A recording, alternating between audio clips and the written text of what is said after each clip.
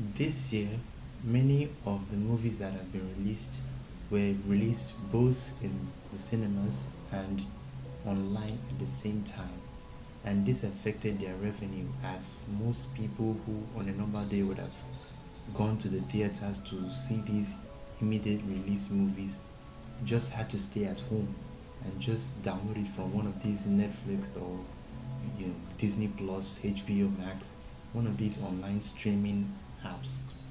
And since September, suddenly we saw this increase in revenue in three certain films. I'm going to talk about them today. One of them is Shang-Chi, the other one is No Time to Die, and the other one is Dune. Now I'm going to start from Shang-Chi and The Legends of the Ten Rings because it was released first.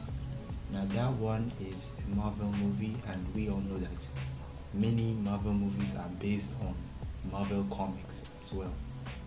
This one has grossed $422 million. I think that should be worldwide, but it hasn't been seen on any streaming device, probably because of the problems that happened between Emma Stone and Scarlett Johansson and the Disney company. How they sued Disney for releasing the movie on in theaters and on Disney Plus at the same time, which didn't sit well for anybody. Also, since I don't know if it has been released on any streaming device, but to me, I haven't seen it there, so I think maybe since it hasn't been released on streaming, that's the reason why the revenue is this big.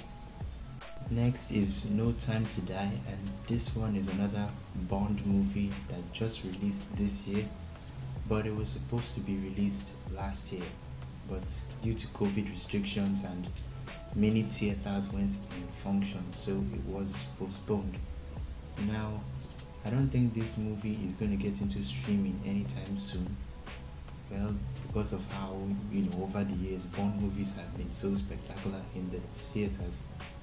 So this one has grossed more than $500 million so far and still counting. It's still, trending in the box office. It's still one of the top dogs right now.